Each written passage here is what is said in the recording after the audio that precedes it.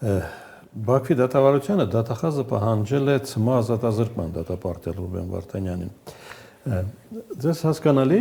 ինչու է այս վարկագիծը հենց Ռուբեն Վարդանյանի նկատմամբ։ Ну, դերևս շատ ընկալելի է, որովհետև Ռուբեն Վարդանյանը բավականին ազդեցիկ հայերից մեկն էր, ով հայտնվել էր Արցախում եւ փորձում էր խոսել Արցախի խնդիրների մասին, վերջին շրջանը։ Դե այնպես չի, որ պարոն Վարդանյանը մինչև բաց կամ որևէ պաշտոն ստանձնելը Արցախի հետ փոխկապակցություն չի ունեցել, այնտեղ մասնակցություն չի ունեցել, ինչպես մեր շատ բարերարներ, իրեն ինքը եւս մասնակցություն ունեցել է եւ դա չէր կարող ներվել։ Եվ հատկապես որ պարոն Վարդանյանը ունի շատ մեծ կապեր, շատ մեծ հնարավորություններ տարբեր երկրներում, գուցե մտավախություն ունեմ, որ կարիք կա այսպես պատժելու նրանց, ովքեր որ ամենահայտնիներն են հայերից, որպեսզի մնացածը իրենց խելոք պահեն, այսպես, հա, Արցախի հետ կապված հարցում իրենց շատ խելոք ու զուսպ փորձեն պահել։ Լավ, իսկ հետո առիթ լինելու է այս անօրինականության իրավական գնահատական տալու։ Միանշանակ, որովհետև ժամանակները փոխվում են, անգամ կար ժամանակ, երբ օրինակ շատ ոչ անգամ վաղ անցյալում նացիստական Գերմանիան իրականացնում էր իր համար ցանկացած, այսպես ցանկալի գործողությունները եւ դրանք ավելին ասեմ, դրանք ամրագրված էին օրենքներով եւ կան երկրներ կամ միավորումներ, որոնք որ սատարում ու պաշտպանում եւ համախոհ էին այդ իշխանության հետ, հետո եկավ դրա պատասխան տալու ժամանակը, դրան գնահատական, դրան քաղաքական եւ իրավական գնահատական տալու ժամանակը։ Մենք հիմա ապրում ենք մոտավորապես նույն իրավիճակում, երբ ամբողջ աշխարհը խառնվել է իրար եւ այն կառույցները, այն միավորները, որոնք թվում էր թե պիտի պատասխան ու արձագանք, համարժեք պատասխան ու արձագանք տային, հիմա այնպեսի խառնաշփոթի մեջ են, որ յուրաքանչյուրն իր տեղն է փնտրում իր կարգավիճակի համար, արևի տակ իր տեղի համար է քրիվ տալիս եւ հետեւաբար այո Հայաստանը մնացել է անտեսված, բայց սա չի կարող հավերժ տվել, սա անպայման իր լուծումը կգտնի, ես հույս ունենամ, որ մենք կհասցնենք վերադարձնել մեր գերիներին ողջ, առողջ, բոլորին յուրաքանչյուրի մասին է խոսքը, անկախ նրանից մենք համախոհ ենք իրար հետ, համախոհ չենք, սիրում ու չենք սիրում իրար։ Զարմանալի կլինի, եթե Ռուբեն Վարդանյանին ելույթի իրավունքը չտրվի։ Կա չէ այդպիսի պրոցեդուրալ, որ ինքը վերջին խոսքը ասելու իրավունք ունի։ Ну, ոնց ասեմ, կան բազմաթիվ իրավական պրոցեսներ, որոնք դատավարության ընթացքում որպես պարտադիր պայման պիտի լինի, այսինքն որպեսզի դա արդարադատություն համարվի, այնտեղ կան պարտադիր պայմաններ, մասնավորապես քո նախընտրության փաստաբան ունենալը, ինչը արդեն արգելվել է, այսինքն սա արդարադատության պրոցես չի, սա դատավարություն չի, դասական իմաստով, սա ուղղակի ինքնադատաստանի նման, հաշվահարդարի նման մի բան է, շատ եմ ցավում, որ մեր հայրենակիցները ստիպված են անցնել այդ պրոցեսով, լուծում այս պահին ցավում եմ չկա։ Նրանք ովքեր կարող էին միջամտել, ցավոք լռում են, իրենց քաղաքական նպատակարարություններից ելնելով, թե ներսում, թե դրսում։ Լավ, ինչու Բաքուն ու Երևանը ուղիղ չեն բանակցում այս մասով։ Ինչպես մյուս հարցերի մասին են խոսում, չէ՞։ Ես կարծում եմ, որ հայկական կողմը այս հարցը, եթե չասեմ փակված է համարում իր համար, ու հանուն արդարության եկեք այսպես ասեմ, այնպես չի, որ առհասարակ հայկական կողմը ոչինչ չի անում։ Կան քայլեր, որոնց մասին ես տեղեկացված եմ։ Ես էլ եմ տեղյակ, որ այդ քայլերը արվում են։ Ուղիղ Բաքուն ու Երևանը իրար հետ ինչու չեն խոսում այս մասին։ Հավանաբար այս թեման համարել են ժամանակավորապես գոնե փակված են համարել, ես կարծում եմ, որ ադրբեջանական կողմը ուղղակի պարոնալի ասել է, որ մի խոսա, անիմաստ է սրա մասին խոսալը, մինչև ես այդ դատավարությունը չավարտեմ, որովհետև այս դատավարությունը ավելի լայն պրոցեսի, ավելի խորքային պրոցեսի մի մաս է կազմելու, որովհետև